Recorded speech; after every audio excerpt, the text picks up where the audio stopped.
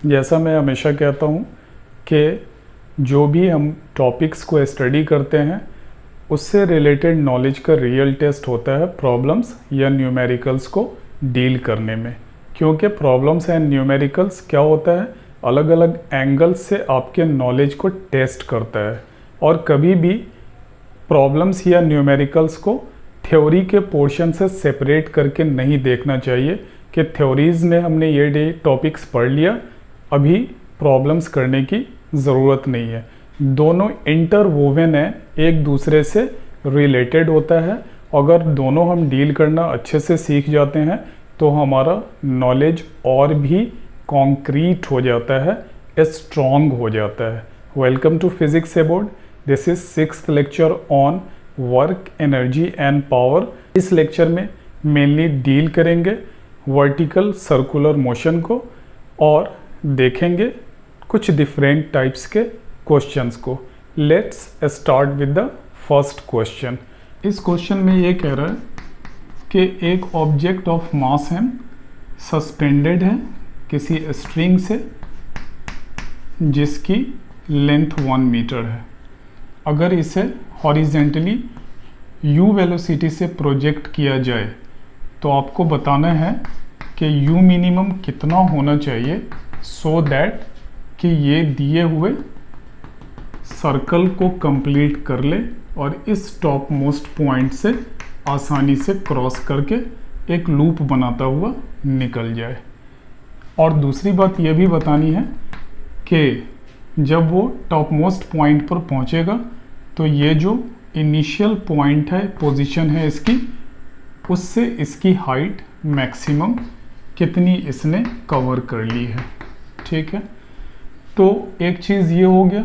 दूसरी बात यह है कि दूसरा सिचुएशन ये कह रहा है कि अगर ये हॉरिजेंटली प्रोजेक्ट किया गया है इस वेलोसिटी से और जैसे ही ये 60 degree with the vertical, downward vertical, अगर ये 60 डिग्री का एंगल बनाता है, ठीक उसी वक्त ये स्ट्रिंग ब्रेक कर जाता है, टूट जाता है। तो आपको मालूम है कि टूटने के बाद कभी भी किसी ऑब्जेक्ट को अगर आप सर्कुलर पाथ पर रोटेट कर रहे होते हैं और अचानक स्ट्रिंग को छोड़ दीजिए या टूट जाए तो वो टेंजेंशियल पाथ को फॉलो करता है। तो ये रहा हमारा टेंजेंशियल पाथ दिए हुए स्ट्रिंग या रेडियस पर एग्जैक्टली परपेंडिकुलर। तो मान लेते हैं कि इस पॉइंट पर जैसे ही टूटा वेलोसिटी v हो जाती है। और आपको मैंने बताया हुआ है इस केस में जब वर्टिकल सर्कुलर मोशन की बात कर रहे थे कि जब भी ये स्लैक करे या टूट जाए उस हालत में ये क्या होता है, एक पैराबोलिक ट्रेजेक्ट्री को फॉलो करता है। ठीक है, तो ये पैराबोलिक ट्रेजेक्ट्री फॉलो हो गया। तो आप देख लीजिए एक हाइट ये हो गई फ्रॉम बॉटम मोस्ट पॉइंट, ठीक है, जिसको हम कह देते हैं स्मॉल h1। ठीक है, और दूसरी हाइट इस दिए हुए लाइन से ऊपर हम h2 कह देते हैं। ठीक है, और ये एंगल अगर 60 डिग्री है तो ये भी 60 डिग्री होगा। ये जो वेलोसिटी बन रही है टूटने के बाद, जो वेलोसिटी है टेंजेंशियल वेलोसिटी है, और वहाँ पर एंगल कितना बन रहा है with this horizontal line is 60 degree. कैसे, अगर ये 60 है तो देख लीजिए ये भी 60 हो जाएगा। ठीक है, और मैंने कहा है कि दिए हुए लाइन पर ये वेलोसिटी एग्जैक्टली परपेंडिकुलर होगा, तो ये होगा 30, तो ये हो जाएगा 60 डिग्री। ठीक है, तो इस केस में आपको बताना है कि वो maximum height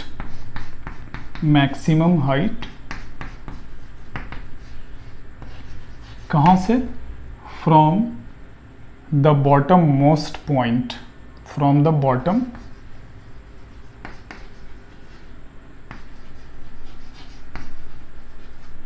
of the given trajectory.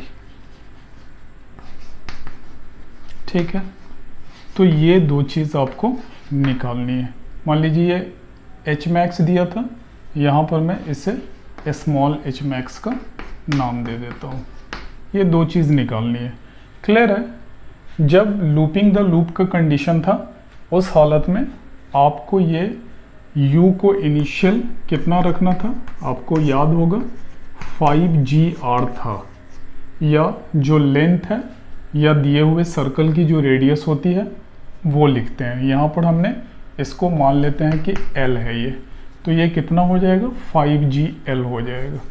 ठीक है, 5 लूपिंग द लूप का कंडीशन है, ये लूपिंग कंडीशन मैं लिख दे रहा हूँ यहाँ पर। कब लूपिंग कंडीशन के लिए जो मिनिमम इनिशियल स्पीड होती है वो √5GL होती है। मैं यहाँ पर अभी प्रूव नहीं करूँगा, नेक्स्ट क्वेश्चन में आऊँगा तो मैं देखूँगा उसको। G कितना हो गया 10 मीटर पर सेकेंड स्क्वायर। ठीक है, और L कितना हो गया, दिस इज 1 मीटर। कितना हो गया √50 metre square per second square, that is equal to 5√2 metre per second. So U minimum कितनी हो जानी चाहिए, that is equal to 5√2 metre per second होगी। इससे कम होगी तो वो कंप्लीट कर ही नहीं पाएगा और वो स्लैक करके एक पैराबोलिक पाथ को फॉलो करने लगेगा। अब यहाँ पर क्या कह रहा है, मैक्सिमम हाइट। तो मैक्सिमम हाइट के लिए मैं बताना चाहता हूँ आपको कि ये जो h आपने निकाला है, देखिए यही है ना वो हाइट जो दिए हुए लेवल से यहाँ तक पहुँचने में हुई। तो ये भी L है अगर, तो ये प्रोजेक्शन अगर आप लेते हैं तो ये कितना हो जाता है, ये इस लाइन के ऊपर, इस लाइन से ऊपर तो ये पूरा L है, लेकिन इस लाइन से ऊपर जब इसका कंपोनेंट निकालते हैं और ये थीटा है, हम थीटा ही मानते हैं अभी, L cos थीटा। ठीक है, तो ये टोटल हाइट कितनी हो जाएगी देख लीजिए। टोटल हाइट हो जाएगी, ये हो गया L, उसमें से ये सबट्रैक्ट करना है ये पोर्शन, तो L minus L cos theta मान लेते हैं हम। ठीक है, तो L into 1 minus cos theta. अब ये स्पेशल केस है जब 60 डिग्री हमने लिया हुआ है। ठीक है, वो सेकंड केस के लिए। अब देखिए मैक्सिमम हाइट पर जब पहुंचेगी तो ये एंगल अभी अगर रेस्ट में है तो कितना पर चला जाएगा, थीटा हो जाएगा 180 डिग्री। ओके, या पाई रेडियन। तो ये कितना हो जाएगा height, that is equal to L already 1 metre दिया हुआ है, 1 माइनस कॉस 180 डिग्री।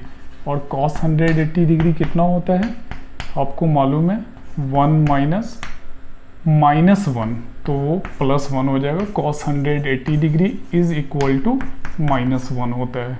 देयरफॉर ये 2 इंटू 1 मीटर कितना हो गया, ये 2 मीटर हो गया। यानी बॉटम मोस्ट पॉइंट से ये उस सर्कल को कंप्लीट करने के लिए 2 मीटर की मैक्सिमम हाइट तक पहुंच जाएगा।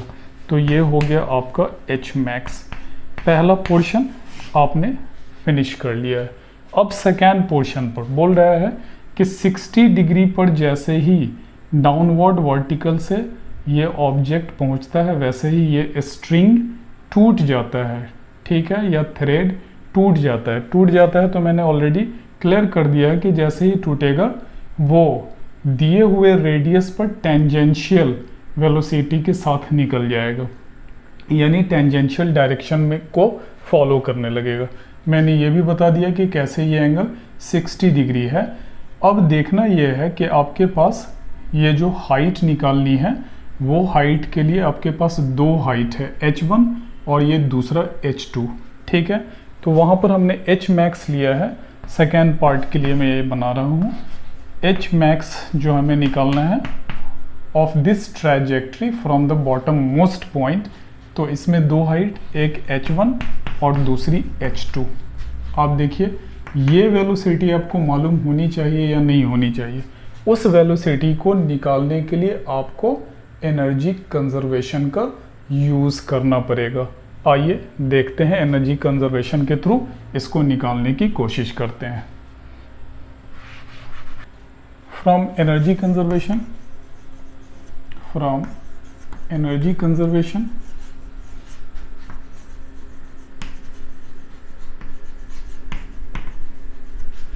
देखिए आपने इनिशियल स्पीड कितनी दी है, ये बॉटम मोस्ट पॉइंट है, तो हाफ, या मैं इसको क्लियरली लिख दूं, kinetic energy initial plus potential energy initial is equal to kinetic energy final plus potential energy final.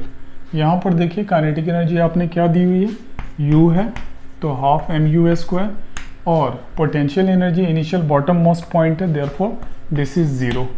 Kinetic energy final इस पॉइंट पर, ठीक है, that is half mv², and potential energy final, ये देखिए mg, और ये हाइट उठा है, कितना है वो mg, हमने h1 मान लिया है, जो इनिशियली मैं h निकाल के आपको दिखा चुका हूँ, that is L into 1 minus cos theta, भी जस्ट पहले निकाला था, वही h1 है ये, ठीक है। अब क्या है कि आप इस वैल्यू को पुट कर लीजिए यहाँ पर, यानी h वाले वैल्यू को यहाँ पर पुट कर लीजिए, और बाकी इसको सॉर्ट आउट कर लीजिए और वैल्यू निकाल लीजिए इस वेलोसिटी की।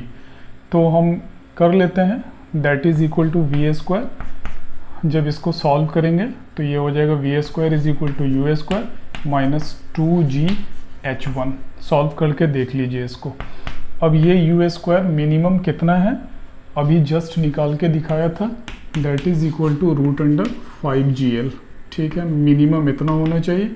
देयरफॉर u² क्या है, रूट ख़त्म हो जाएगा, ये कितना हो जाएगा 5gl के बराबर हो जाएगा। देयरफॉर ये कितना हो गया 5gl माइनस 2g, और h1 कितना L into 1 minus cos theta. Cos theta कितने एंगल के लिए, 60 डिग्री के लिए, तो कॉस 60 डिग्री कितने के बराबर होता है, 1/2 के बराबर होता है। देयरफॉर कितना हो गया ये 5gl minus 2gl 1 minus half cos 60 degree. Therefore ये हो गया 5gl माइनस 2gl, और ये plus gl, how much this is 4gl। Value put कर दीजिए, 4 इंटू जी का वैल्यू हम 10 मीटर पर सेकेंड स्क्वायर ही लेते हैं, इंटू ये हाइट कितनी है L 1 मीटर है ये, देयरफॉर दिस इज 1 मीटर। कितना हो गया ये 40 metre square per second square, ठीक है। देयरफॉर v² कितने के बराबर, मैं v² पे ही छोड़ रहा हूँ, अगर यूज़ करना होगा बाद में तो उसे रूट लेकर भी यूज़ कर लेंगे, ठीक है। तो ये आ गया आपका वेलोसिटी इस पॉइंट पर, ठीक है, यानी इस पॉइंट पर पहुंचने पर जब ये स्ट्रिंग ब्रेक कर रहा है, वेलोसिटी कितनी आ गई, velocity square is equal to 40 metre square per second square, लिख ही देता हूँ मैं। देयरफॉर वेलोसिटी कितना हो जाएगा √40 मीटर पर सेकेंड, ओके। अब क्या है कि हाइट निकालनी है आपको, तो एक चीज़ तो आपने निकाल लिया। अब ये देखिए एच मैक्स आपको मालूम है किसी दिए हुए ट्रेजेक्ट्री में, स्पेशली जब वो पैराबोलिक ट्रेजेक्ट्री हो, तो एच मैक्स जो इस केस में निकालते हैं उसका फॉर्मूला प्रोजेक्टाइल मोशन के हिसाब से ही डिसाइड करेंगे। दैट इज इक्वल टू, यहाँ पर वेलोसिटी कितनी है v है, तो v² sine square theta divided by 2 into g, ये फॉर्मूला होता है। उसको डेराइव करने की अभी ज़रूरत नहीं है, देख लीजिए वो एक प्रोजेक्टाइल का केस है और उसकी ट्रेजेक्ट्री है जिसमें दिए हुए प्लेन पर ये मैक्सिमम हाइट है, यहाँ से जब ये छूटता है ऑब्जेक्ट तब, ठीक है। और दूसरी हाइट कितनी है आपकी, दूसरी हाइट ये निकाल के मैंने बताई हुई है। सबसे बड़ा मकसद ये था हमारा कि इसमें जो वेलोसिटी यूज़ होगी उसको निकाल लेना था। Is that okay? अब हाइट आप आसानी से निकाल सकते हैं। आइए देखते हैं हाइट को। एच मैक्स यानी maximum height from this bottom most point of the trajectory of this object, तो क्या हो जाएगा, that is equal to h1 plus h2। h1 already दिया हुआ है l into 1 minus cos 60, this is 60 plus h2, v² is 40, मैं direct लिख रहा हूँ without unit, and sine square 60 divided by 2 into g का वैल्यू में फिर से 10 ही ले रहा हूँ।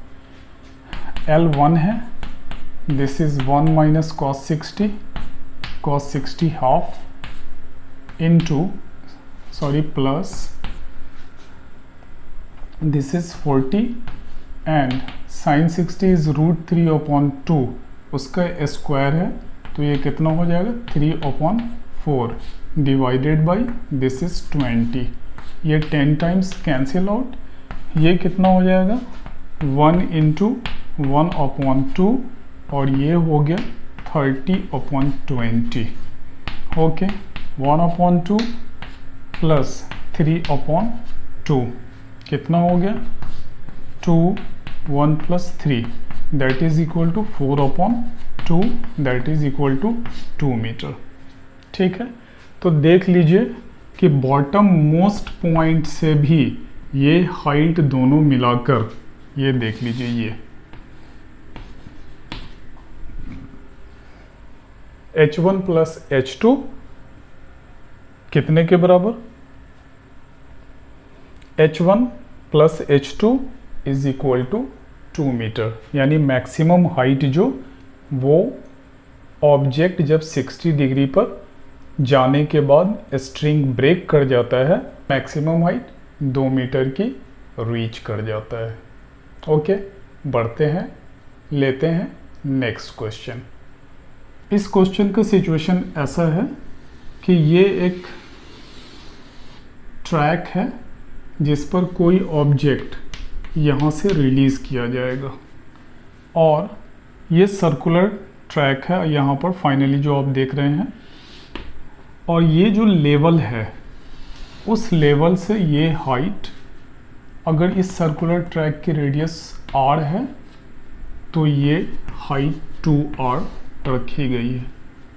तो आपको ये बताना है कि जब ये ऑब्जेक्ट रिलीज़ की जाती है और इस पॉइंट A पर पहुंचती है, ठीक है, और अगर मान लेते हैं कि ये पॉइंट B है, तो सबसे पहले ये बताइए कि इस पॉइंट A पर, पहला क्वेश्चन, पॉइंट A पर ऑब्जेक्ट की वेलोसिटी, ठीक है, velocity of the object is how much and the normal contact force applied by the surface of this circular track on the object is how much at point A।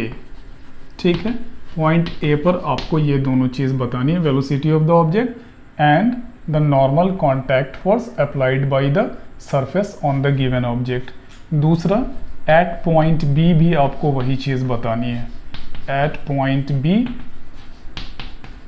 ठीक है, velocity is how much and normal contact force is how much.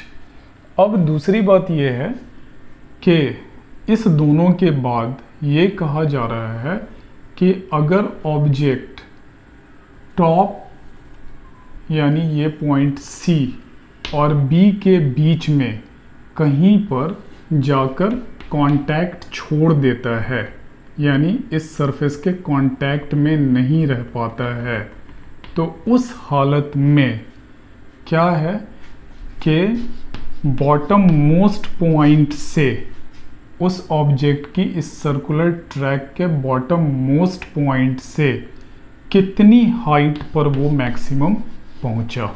यानी आपको क्या निकालना है, H max निकालना है from the bottom most point of this circular track of the given object in which it is moving। क्या निकालना है कि जब ये ऑब्जेक्ट इस दिए हुए सर्कुलर ट्रैक में B और C के बीच में कहीं पर कांटेक्ट छोड़ देता है, तो उस हालत में इस पॉइंट A से वो कितने हाइट तक चला जाता है। आपको जस्ट अभी पहले एक क्वेश्चन बताया था कि वो जो ट्रैजेक्टरी है गिवन ऑब्जेक्ट की, अगर सरफेस के कांटेक्ट को छोड़ेगा तो वहाँ क्या होगा, दिए हुए उस रेडियस पर एग्जैक्टली टेंजेंशियल डायरेक्शन में भागेगा और एक पैराबोलिक पाथ को फॉलो करेगा। तो वो लास्ट पॉइंट है, पहले इस दोनों पॉइंट को समझ लेते हैं और इसको इस बार डील करके समझेंगे। From energy conservation to circular track के लिए जो भी हम लोग मैकेनिक्स का यूज़ करते हैं उन सभी को देखेंगे। आइए देखते हैं फ्रॉम एनर्जी कंजर्वेशन।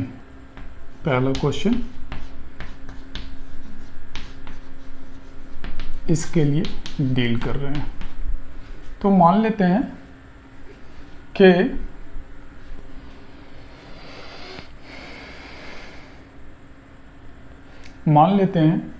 कि इस पॉइंट पर अभी कोई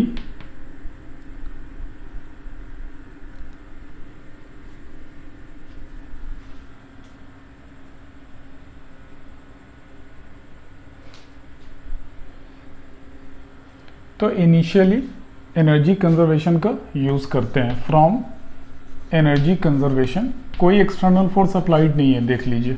फ्रॉम एनर्जी कंजर्वेशन कब यूज़ करते हैं एनर्जी कंजर्वेशन? जब कोई एक्सटर्नल फोर्स अप्लाइड नहीं होता और फ्रिक्शन भी एब्सेंट होता है, ये स्मूथ सरफेस है। तो क्या हो जाएगा? Kinetic energy initial plus potential energy initial is equal to kinetic energy final plus potential energy final.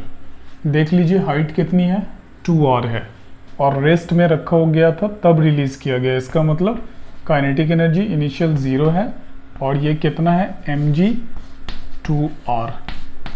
क्यों? हाइट कितनी है, 2r है।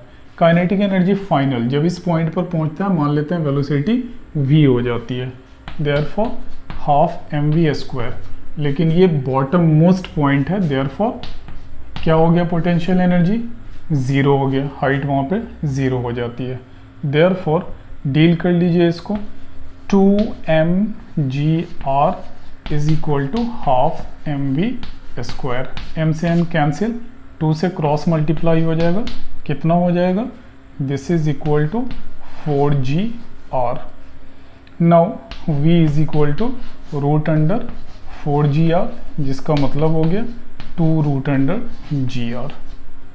ओके, तो एक चीज़ तो ये निकल गई आपकी, v² के टर्म में ही रखते हैं क्योंकि अक्सर हमें इसी चीज़ का यूज़ करना पड़ता है, तो बार बार स्क्वायर करके अलग नहीं करना पड़ेगा हमें। तो यहाँ पर कितनी स्पीड हो गई, वो स्पीड हो गई 2 रूट अंडर gr के बराबर। अब नॉर्मल कांटेक्ट फोर्स इस पॉइंट पर देखिए, नॉर्मल कांटेक्ट फोर्स ऐसे और डाउन साइड क्या लग रहा है, ग्रेविटी के कारण जो फोर्स लग रहा है। और यहाँ पर जब पहुँचा है ठीक पॉइंट ए पर, तो ये दोनों फोर्स के कारण जो नेट फोर्स लग रहा है वो क्या प्रोवाइड करा रहा है, वो प्रोवाइड करा रहा है सेंट्रीपिटल फोर्स। देयरफॉर हम लोग लिख सकते हैं n minus mg is equal to mv² upon r।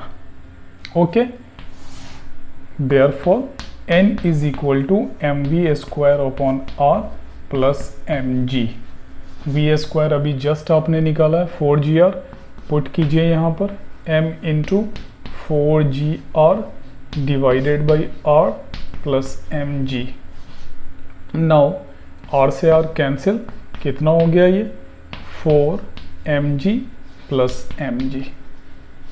Is that okay? Therefore m कितना आ गया, that is equal to 5mg। ये हो गया आपका जो एट बॉटम मोस्ट पॉइंट या एट पॉइंट ए जो ये सर्कुलर ट्रैक का सरफेस है वो कितना नॉर्मल फोर्स अप्लाई कर रहा है दिए हुए ऑब्जेक्ट पर, वो वैल्यू है n is equal to 5mg के, और वेलोसिटी कितनी आ गई थी 2 रूट अंडर gr के बराबर। सो पॉइंट ए के लिए हम लोगों ने दोनों चीज़ निकाल लिया है। अब पॉइंट बी पर चलते हैं, जब यहाँ पहुँच जाता है ऑब्जेक्ट एट पॉइंट बी पे। फॉर पॉइंट बी मैंने बाकी चीज़ें एज इट इज़ छोड़ दी है क्योंकि उसी प्रोसेस को फॉलो करना है। तो यहाँ पर देख लीजिए फिर से, kinetic energy 0, potential energy mg 2r height है, और यहाँ पर फाइनल में हम फिर से मान लेते हैं वो वेलोसिटी इस पॉइंट पर भी v है, अब इसको भूल जाइए, ठीक है। और पोटेंशियल एनर्जी फाइनल उस पॉइंट पर पहुंचने पर देखिए ये हाइट अब ये कवर कर रहा है। कितना है ये? यही तो रेडियस है, ठीक है। देयरफॉर आप उसे इग्नोर इस टाइम पर नहीं कर सकते हैं। कितना हो गया? mg into r. इसको उठा के इधर ले आइए, ये हो गया 2mgr minus mgr is equal to half mv²। कितना हो जाएगा सब्ट्रैक्ट होकर? ये हो जाएगा mgr that is equal to half mv²। m से cancel, therefore v² is equal to 2gr and v is equal to √2gr। तो आपने वेलोसिटी एट पॉइंट बी निकाल ली। अब आपको क्या निकालना है? नॉर्मल कांटेक्ट फोर्स के बारे में बताना है कि कितना सरफेस उस दिए हुए ऑब्जेक्ट पे लगा रहा है। देख लीजिए यहाँ पर नॉर्मल कांटेक्ट फोर्स का डायरेक्शन ये है टुवर्ड्स द सेंटर, ओके। और mg किधर लग रहा है? Exactly down side. तो एग्जैक्टली डाउन साइड जब लग रहा है तो अगर इसका कंपोनेंट इस डायरेक्शन में लेंगे तो ये 90 डिग्री बना रहा है ना, तो cos 90 डिग्री 0। इसका मतलब mg कोई इफेक्ट नहीं डाल रहा है दिए हुए सेंट्रीपिटल फोर्स के नेट फोर्स के लिए, ठीक है। therefore only force that is applied for the centripetal force that is required for the centripetal force is n normal contact force। therefore n is equal to कितना? mv² upon r। therefore n is equal to how much? n is equal to m v² कितना? 2gr के बराबर divided by r। r से r cancel, कितना हो गया? This is equal to 2mg। निकल गया ये भी। तो ये दोनों पॉइंट हमारा फाइनल हो गया। एक बार वहाँ बॉटम मोस्ट पॉइंट पर, पॉइंट ए पर कितना आया था? 5mg, और ये वेलोसिटी स्क्वायर कितना था? 4gr के बराबर था। बढ़ते हैं तीसरे पॉइंट को डिटेल में समझने की कोशिश करते हैं। देखिए इस तीसरे पॉइंट को समझ लीजिए फिर से। अगर यहाँ पर कहीं पर पहुंचकर कुछ ऐसी सिचुएशन में आ जाए, तीसरे पॉइंट के लिए मैंने डिटेल में इंट्रोडक्शन में ही बता दिया था कि वो बी और सी के बीच में, यानी टॉप मोस्ट पॉइंट और इस पॉइंट के बीच में कहीं पर भी सरफेस छोड़ देता है। तो जब सरफेस छोड़ देगा, थर्ड पॉइंट को आप देख रहे हैं, तो जब सरफेस छोड़ देगा तो n को क्या हो जाना चाहिए? 0 हो जाना चाहिए ना। तो सबसे पहले हम चाहते हैं कि बेसिक पर काम कर लें, जो इसको डील करने के लिए हमें करना है। तो ये r हो गया और ये टोटल हाइट यहाँ तक देख लीजिए, ठीक है। इसे हम h बोल देते हैं। इस पॉइंट तक की हाइट ये लीजिए, ठीक है।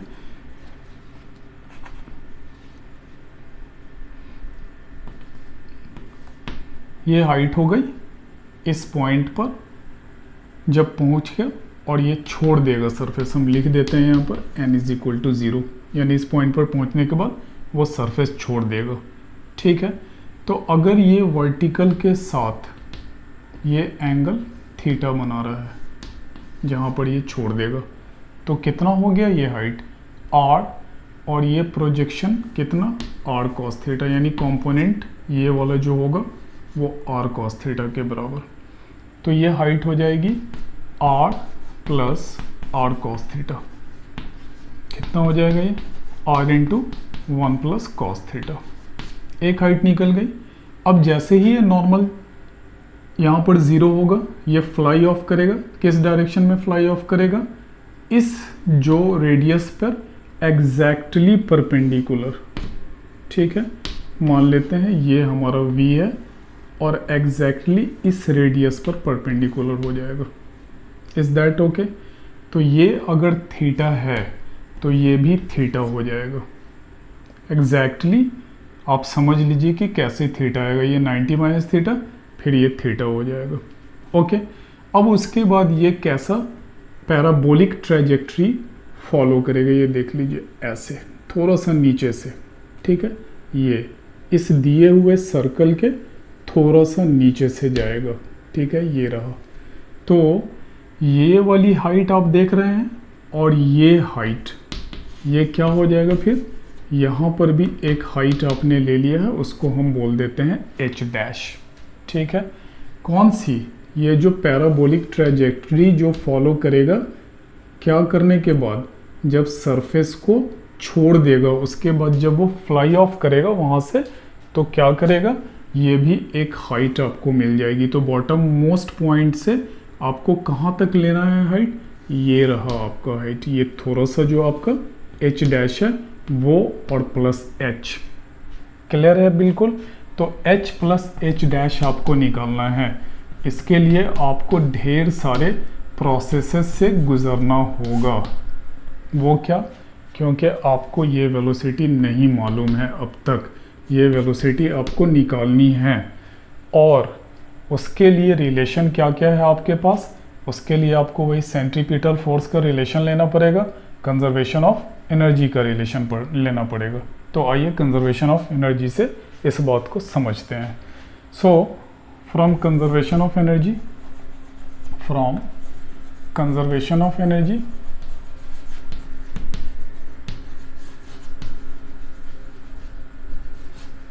कितना हो गया, ये mg/r डायरेक्ट मैं लिख रहा हूँ, ये पोटेंशियल एनर्जी। और जब यहाँ पर पहुँचा तो उस वक्त वेलोसिटी मैं मान लेता हूँ हाफ mv²। ये यहाँ पर जब पहुँच गया है, ठीक है, तो वो वेलोसिटी कितनी, v, ठीक है। तो वहाँ से उसी वेलोसिटी से तो वो फ्लाई ऑफ कर जाएगा, ठीक है, हाफ mv²। और इस हाइट तक पहुँच गया, कितना निकाल के दिखा दिया हूँ, ये हाइट कितने के बराबर है, r into 1 plus cos theta. तो this is equal to mg r into 1 plus cos theta. Okay, अब इसको डील करना है, हमें क्या निकालना है, v² निकालना है, ठीक है। और कॉस थीटा, थीटा हमें पता नहीं है, ये पता करना होगा हमें। ओके, तो आइए इसको डील करें। सबसे पहले एक रिलेशन ये आ गया है, और दूसरा रिलेशन है हमारा, जब इस पॉइंट पर हमने क्या कर लिया है, ज़ीरो मान लिया है नॉर्मल कांटेक्ट फोर्स को। तो उस हालत में आप देखिए कि mg किधर लग रहा है ऑब्जेक्ट पर, एग्जैक्टली डाउन साइड, ठीक है। तो अगर ये थीटा है तो ये भी एंगल थीटा, तो टुवर्ड्स द सेंटर क्या हो गया, ये mg cos थीटा हो गया, ठीक है। अगर ये नॉर्मल एक्ट करता ही तो भी नॉर्मल और mg cos थीटा दोनों एक साइड ही लग रहा है और टुवर्ड्स द सेंटर, और उसका नेट फोर्स क्या करता, सेंट्रीपिटल फोर्स प्रोवाइड करता, that is equal to mv²/r। n चूँकि ऑलरेडी ज़ीरो मैंने कह दिया क्योंकि सरफेस छोड़ेगा, देयरफॉर mg cos थीटा कितने के बराबर, वो हो गया mv²/r के बराबर। m से m cancel, therefore v² is equal to gr cos theta, therefore v is equal to √gr cos theta. मैं बार बार बोलता हूँ कि हमें v² की ही ज़रूरत पड़ती है, देयरफॉर ये हमारे लिए बहुत काम की चीज़ होगी। अब आइए, एक रिलेशन ये, दूसरा रिलेशन ये, और दोनों का यूज़ करके हमें क्या निकालना है, v निकालना है या v², तभी जाके फिर हम आगे के सिचुएशन के लिए रेडी हो पाएंगे। क्योंकि अगर v नहीं निकल पाएगा तो जो h मैक्स हमें निकालना है वो हमें पता नहीं चल पाएगा। ओके, तो अब इसको सॉल्व करते हैं। फॉर दिस गिवन पहले cos थीटा निकालेंगे, क्योंकि v हमने निकाल लिया है v² gr cos थीटा के बराबर। तो आइए वैल्यू पुट करते हैं।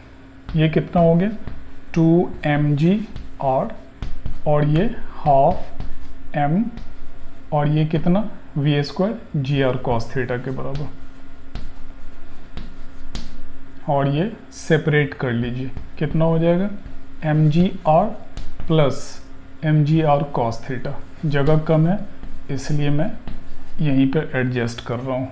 ये इधर जाएगा तो कितना हो जाएगा, देखिए सब्ट्रैक्ट हो जाएगा, और सब्ट्रैक्ट कर लीजिए पहले इसको, और हाफ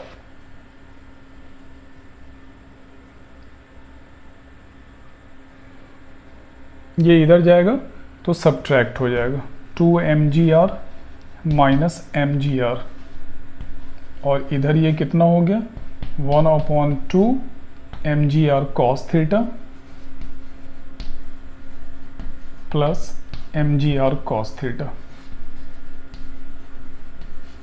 ओके, सब्ट्रैक्ट करके लिख लीजिए कितने के बराबर, mgr के बराबर, और ये कितना हो जाएगा 1/2 और mgr cos थीटा एक जैसा है 3 mgr cos थीटा, एलसीएम लेने के बाद डिवाइडेड बाय 2। इसको इधर लेके चले आइए, cross multiply, 2 mgr is equal to 3 mgr cos theta. देख लीजिए कितना सारा काम करना पड़ रहा है, ये mgr से mgr कैंसिल, देयरफॉर ये कितने के बराबर हो गया, cos theta is equal to 2/3। तो ये दो रिज़ल्ट हमारे लिए बहुत काम आने वाला है जब हम लोग ये h मैक्स निकालेंगे, क्योंकि यहाँ पर क्या हो गया है, एक नया एडिशनल h डैश आ गया है। तो आइए इस दोनों रिज़ल्ट को लिख लें और फिर उस पर काम करना शुरू कर दें। ये दो रिज़ल्ट हमारे लिए इम्पॉर्टेंट है। एक है v square is equal to how much, अगर ये cos थीटा का वैल्यू यहाँ डाल देंगे उसके बाद, तो ये हो जाएगा 2/3 gr। ओके, ये cos थीटा का वैल्यू यहाँ डाल देने पर, और cos थीटा कितना है हमारा, वो है 2/3। ओके, अब आइए बात करते हैं, सबसे पहला इम्पॉर्टेंट काम क्या है, इस वेलोसिटी से ये सरफेस छू रहा है, तो हमें ये निकालना बहुत ज़्यादा ज़रूरी है। और दूसरी बात ये कि जब ये एक पैराबोलिक पाथ को फॉलो कर रहा है, उसकी इनिशियल वेलोसिटी ये है, तो हॉरिजेंटल डायरेक्शन में तो हॉरिजेंटल डायरेक्शन में अगर फाइनल वेलोसिटी हमें निकालनी हो, तो फाइनल ये देख लीजिए हमारा हॉरिजेंटल डायरेक्शन है और ये उसकी ट्रेजेक्ट्री है जिसकी इनिशियल वेलोसिटी ये है।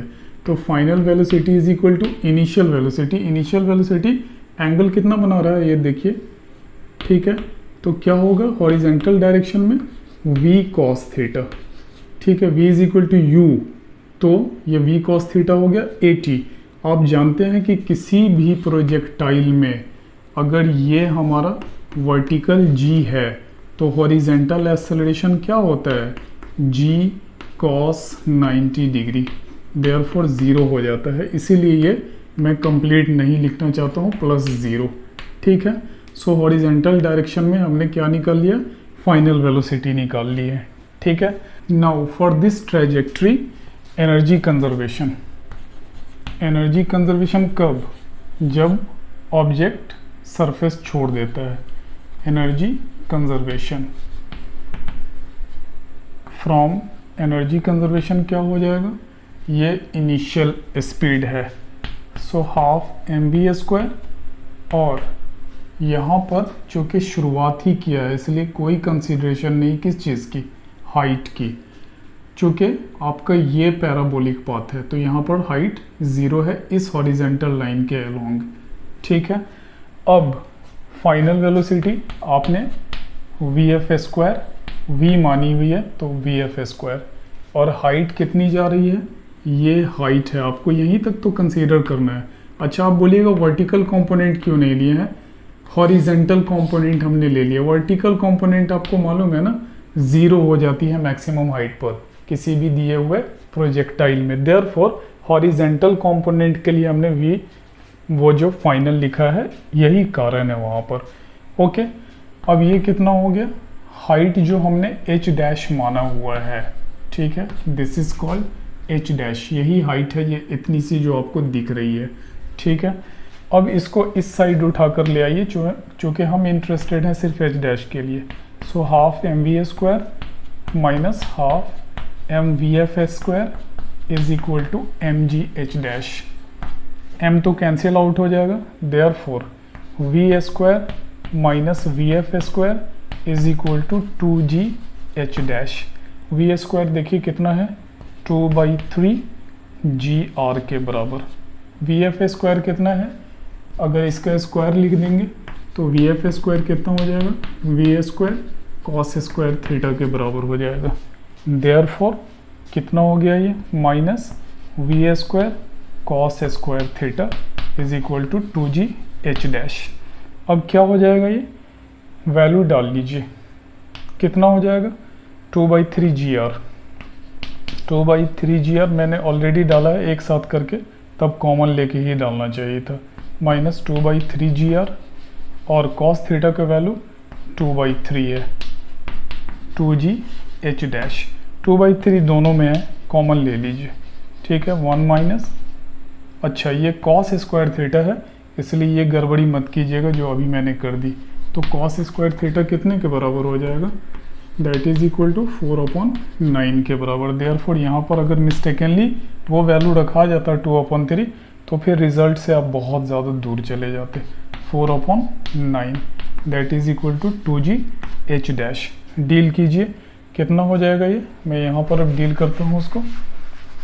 ये हो जाएगा 2/3 GR और इसको करेंगे तो 9 में से सब्ट्रैक्ट करेंगे 4, कितना हो गया 5/9, this is 9 that is equal to 2GH dash, ठीक है। अब ये 2 इस 2 को कैंसिल कर दिया, कितना हो जाएगा 5/27, G से G cancel, this is equal to 5/27 H dash. ये हमारा निकल गया 5/27 इंटू R, क्या निकल गया H डैश के बराबर निकल गया, ठीक है। तो अब H मैक्स हमें निकालना था ना, that is equal to H dash plus H। H आपको मालूम है, this is R into 1 plus cos theta, ठीक है। जल्दी से निकाल लेते हैं। Therefore H max is equal to H dash plus H। H dash कितने के बराबर 5/27 R के बराबर, और H कितने के बराबर, अगर इसको सेपरेट करके लिख दीजिए तो R plus R cos theta, और कॉस थीटा का वैल्यू 2/3। सो R कॉमन ले लेते हैं, 5/27 plus 1 plus cos theta 2/3। LCM ले लीजिए, 27, 5 प्लस 27 प्लस 18, ओके, कितना हो जाएगा ये 50 हो जाएगा, ठीक है, 50/27। सो यही आपका कितना आ गया H मैक्स फाइनली उस ट्रैजेक्ट्री का 50/27 इंटू R। सो देख लीजिए एक क्वेश्चन के अंदर कितनी कॉम्प्लेक्सिटी होती है। थोड़ा सा आप कहीं पर भी कोई पॉइंट मिस कर जाएंगे, बाकी सारी चीज़ें आपकी वहीं फेल कर जाएगी। इसलिए एक क्वेश्चन को डील करने में आपको बहुत ज़्यादा अलर्ट रहने की ज़रूरत है। लेते हैं नेक्स्ट क्वेश्चन। नेक्स्ट क्वेश्चन का भी सिचुएशन प्रीवियस क्वेश्चन जैसा ही है, थोड़ा सा चेंज है। बोल रहा है कि ये कोई object of mass m suspended है with a string of length l। इसे कितनी इनिशियल स्पीड दी जाए, कि ये इनिशियल स्पीड निकालना है आपको कि वो ऑब्जेक्ट किसी पर्टिकुलर पॉइंट पर जाने के बाद स्ट्रिंग स्लैक कर जाए, और स्लैक करेगा तो जाहिर सी बात है, आपको ऑलरेडी मैंने बताया हुआ है कि अगर स्लैक कर जाता है, यहाँ पर लेते हैं, तो उसके बाद क्या होता है, वो जो वेलोसिटी होगी वो दिए हुए इस रेडियस पर एग्जैक्टली परपेंडिकुलर होगी, यानी टेंजेंशियल डायरेक्शन में निकल जाएगी। तो बोल रहा है कि अब जो ट्रैजेक्ट्री फॉलो होगी उस ट्रैजेक्ट्री को पॉइंट ऑफ सस्पेंशन से निकल जाना चाहिए। तब आपको क्या निकालना है, इनिशियल वेलोसिटी निकालनी है। बस यही फ़र्क है यहाँ पर कि ये बोल रहा है कि इस बार जो ट्रैजेक्ट्री होगी वो पॉइंट ऑफ सस्पेंशन से निकलनी चाहिए। दूसरा इन्फॉर्मेशन ये है कि वर्टिकल के साथ ये जो एंगल है इस पॉइंट पर जहाँ से वो स्लैक हो रहा है वो थीटा दिया हुआ है, तो आपको यू कैलकुलेट करना है। देख लीजिए यहाँ पर हॉरिजेंटल के साथ ये, अगर ये वर्टिकल के साथ थीटा है तो हॉरिजेंटल के साथ ये वाला कितना हो जाएगा, वो भी थीटा हो जाएगा, ठीक है। थोड़ा सा ऐसे पाथ फॉलो होगा, थोड़ा सा ऊपर से, ठीक है। सो ड्राइंग है, ड्राइंग सिर्फ आपको समझाने के लिए मैंने ऐसा लाइन खींचा है।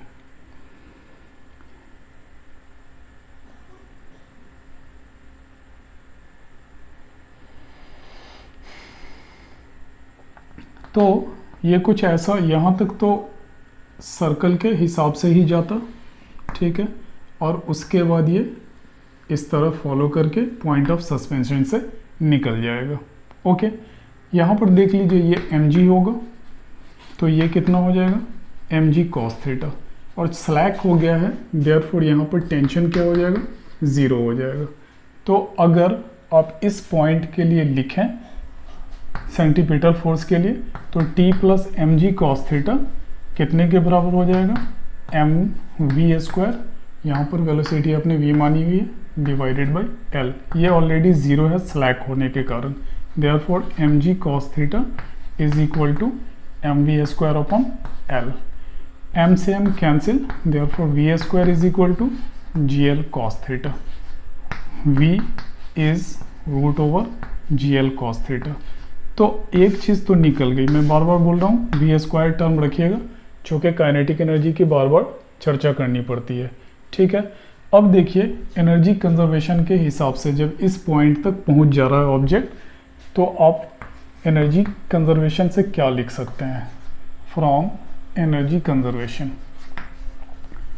आप देखिए इनिशियली कितना दिया गया है वेलोसिटी, इनिशियली दिया गया है u, सो हाफ mu², यहाँ पर क्या है, हाइट 0 है, therefore initial potential energy 0, final half mv² plus ये हाइट आपको निकालनी है जहाँ तक ये पहुँच गया है, ये हाइट, ठीक है। तो इसमें देख लीजिए इस पॉइंट तक l, और ये जो प्रोजेक्शन है वो कितना, l cos थीटा, यानी ये component l cos theta, therefore ये हाइट कितनी हो गई, l into 1 plus cos theta. Already पिछले क्वेश्चन में ये सब निकाल के देख चुके हैं, देयरफॉर ये कितना हो जाएगा mg, और h जो है l into 1 plus cos theta के बराबर। ओके, v² ऑलरेडी आपने निकाला हुआ है, सबसे पहले इसको अरेंज करके लिख लीजिए, u² is equal to v² plus 2gl into 1 plus cos theta. m common लेके हटा लिया गया, कैंसिल आउट कर लिया गया, सो v² कितने के बराबर, gl cos थीटा के बराबर। gl cos थीटा ओपन कर लीजिए, 2gl plus 2gl cos theta. Okay, ये कितना हो गया, 2gl हो गया, और ये 3gl cos थीटा, कितना हो जाएगा, कॉमन लेने पर gl 2 plus 3 cos theta. Okay, ये आया u², लेकिन cos थीटा आपको मालूम नहीं है, यानी एंगल मालूम नहीं है।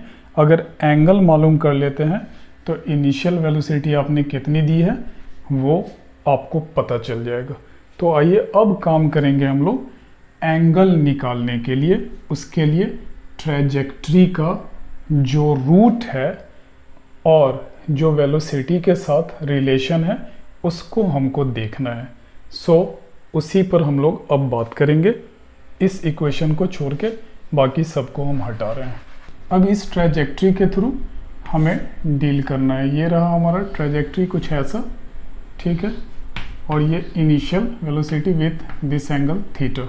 इसी ट्रैजेक्टरी को फॉलो करते हुए ये हो गया हमारा हॉरिजेंटल डिस्टेंस, और ये कितना हो जाएगा, ये हो जाएगा वर्टिकल डिस्टेंस, ठीक है, ये इस पॉइंट ऑफ सस्पेंशन तक। ओके, और यही L है हमारा जो इस पॉइंट को मिलाता है इस सस्पेंशन पॉइंट से। तो अगर x लिखना हो हमें तो x डिस्टेंस है, that is equal to u cos theta. देख लीजिए हॉरिजेंटल डायरेक्शन में u cos थीटा, और टाइम तो लगेगा ही लगेगा, और x is equal to ut plus half at square. आपको मालूम है x डायरेक्शन में प्रोजेक्टाइल का एक्सेलरेशन 0 होता है, देयरफॉर यहाँ लिखने की ज़रूरत नहीं है। y के डायरेक्शन में देख लीजिए ये u साइन थीटा होगा, u sine theta t minus half G T square, ठीक है। क्यों? क्योंकि y के डायरेक्शन में एक्सेलरेशन माइनस g। अब x देखिए, अगर हम ये x ले लेते हैं और ये y ले लेते हैं तो x का देखिए, ये जो L के हिसाब से ये एंगल थीटा है, तो ये हाइट कितना हो जाएगा, ये हाइट हो जाएगा, ये जो कंपोनेंट आप निकालेंगे तो ये L cos थीटा हो जाएगा। और ये जो निकालेंगे आप ये ठीक है, ये कितना हो जाएगा L sin थीटा हो जाएगा। ठीक है, ये कितना L cos theta. Is that okay? Now दोनों को मैच कीजिए। ये रहा हॉरिजेंटल कंपोनेंट कितने के बराबर L sin थीटा के, तो L sin theta is equal to U cos theta into T। यहीं पर निकाल लेते हैं, T कितना हो जाएगा, वो हो जाएगा L sin theta upon U cos theta. Okay, time यहाँ से निकल गया। अब ये निगेटिव लेना है क्योंकि हमने पॉजिटिव इधर माना हुआ है, therefore L cos theta negative, that is equal to U sin theta T minus half GT²। ठीक है, इन सब को डील करने के बाद T का वैल्यू जब यहाँ पर डाल देंगे तो आपको एक रिलेशन आ जाएगा। वो रिलेशन होगा tan theta is equal to √2। Is that okay? tan square theta is equal to 2 आ जाएगा, therefore tan theta is equal to √2। ये कितने के बराबर, परपेंडिकुलर अपॉन बेस के बराबर। हाइपोटेनस निकाल लेंगे आप यहाँ से, कितना हो जाएगा 2 + 1 that is equal to √3। Therefore यहाँ से अब cos थीटा का वैल्यू आप निकाल लीजिए। cos थीटा कितना हो जाएगा, बेस 1 है और दिस इज √3। वैल्यू पुट कर दीजिए, कितना आ गया, U² is equal to GL 2 + 3 into 1 upon √3। ये √3 times cancel out, therefore U is equal to GL 2 + √3 के ऊपर रूट ओवर GL इंटू 2 + √3। तो यही आपको इनिशियल स्पीड यहाँ देनी होगी। बस यहीं पर आके आपको सारी चीज़ डील करनी है और एक ही बारीक बात छिपी हुई थी कि इस ट्रेजेक्ट्री को पॉइंट ऑफ सस्पेंशन से होकर गुजर जाना चाहिए। Is that okay? बढ़ते हैं, लेते हैं नेक्स्ट क्वेश्चन। इस बार का क्वेश्चन चेन से रिलेटेड लेते हैं। मान लीजिए किसी टेबल पे एक चेन ऐसे रखा हुआ है, ठीक है। इस पूरे चेन का लेंथ L है और मास M है। तो nth fraction of the length, nth fraction of the length अगर सस्पेंडेड है, nth फ्रैक्शन ऑफ L, तो ये कितना हो जाएगा NL। तो ये कितना बच गया L - NL। ठीक है, तो अब आपको ये बताना है कि अगर ये चेन पूरी तरह से स्लिप करके फॉल कर जाए तो गेन इन काइनेटिक एनर्जी कितना होगा। Gain in kinetic energy is equal to what. तो इस तरह के क्वेश्चन में सबसे पहले आपको क्या करना है, रेफरेंस लेवल मान लेना है। मान लेते हैं कि ये हमारा टेबल, यही हमारा रेफरेंस लेवल है। ठीक है, क्या है ये, रेफरेंस लेवल है। अब रेफरेंस लेवल पे ये ऑब्जेक्ट अगर रखी हुई है तो इसकी तो पोटेंशियल एनर्जी ज़ीरो हो गई। अब आपको इसको रिलेट करना है। मान लेते हैं कि y डिस्टेंस पर एक क्या है, डिफरेंशियल एलिमेंट छोटा सा हम ये कट कर लेते हैं जिसका क्या है, थिकनेस dy है और मास उसकी dm है। ठीक है, ये डिफरेंशियल एलिमेंट आपने वहाँ पर कट कर लिया है y डिस्टेंस पर। ठीक है, तो अब इसका मास जो dm है वो एक्चुअली कितने के बराबर हो जाएगा, तो total mass divided by total length into this dy। ठीक है, तो ये मास आपका निकल गया और रेफरेंस लेवल यहाँ पर चूँकि माना हुआ है ये पॉजिटिव y, ये पॉजिटिव x। ठीक है, तो अब आपको potential energy of this differential mass कितना, पोटेंशियल एनर्जी ऑफ dm कितने के बराबर हो जाएगा, चूँकि ये निगेटिव y डायरेक्शन की तरफ है, देयरफॉर ये कितना हो जाएगा -dm। ये लीजिए dm पहले लिख देते हैं mgh, तो ये g और h कितना, ये माइनस वाई। ठीक है, dm का वैल्यू रखिए minus m upon L G Y D Y. Clear है, डी वाई को मैंने जानबूझ के बाद में लिखा है। Therefore potential energy of the hanged part, potential energy of hanged chain, hanged part of the chain कितना हो जाएगा। ठीक है, क्या करेंगे, ये माइनस हम पहले ही बाहर ले रहे हैं, M L G Y D Y, कहाँ से कहाँ तक, ज़ीरो से लेके एन एल पार्ट तक। इसमें जो भी कांस्टेंट है उसको बाहर निकाल लीजिए, कितना हो गया, M G divided by L, बच गया कितना, ज़ीरो टू एन एल, ये एन एल पार्ट है जो हैंग्ड है। ठीक है, वाई डी वाई। ठीक है, वाई का आप जानते हैं कि इंटीग्रेशन वाई स्क्वायर अपॉन 2 होता है, तो कितना हो गया, एम जी एल और ये वाई स्क्वायर अपॉन 2, कहाँ से कहाँ तक, ज़ीरो से एन एल तक। अब इसको हम यहाँ लिखना चाहते हैं हैंग्ड पार्ट के लिए, हम इसको पोटेंशियल एनर्जी इनिशियल बोल देते हैं। ठीक है, पोटेंशियल एनर्जी इनिशियल केस के लिए। ठीक है, चूँकि उतना पार्ट हैंग्ड है इनिशियली। ओके, नाउ वैल्यू देख लीजिए कितना है, वो पुट कर दीजिएगा तो कितना हो जाएगा, M G divided by L, N square L square divided by 2, ये एक कैंसिल, कितना हो गया, minus half M G N square L. Potential energy initial इतना आ गया। पूरा जब स्लिप कर जाए, मतलब एकदम यहाँ से ज़ीरो पर हो और तब स्लिप कर जाए, तो वो पोटेंशियल एनर्जी फाइनल। तो पोटेंशियल एनर्जी फाइनल जब निकालना हो तो स्लिप तो वैसे ही करेगा, सारा एलिमेंट तो आपको वैसे ही लेना है।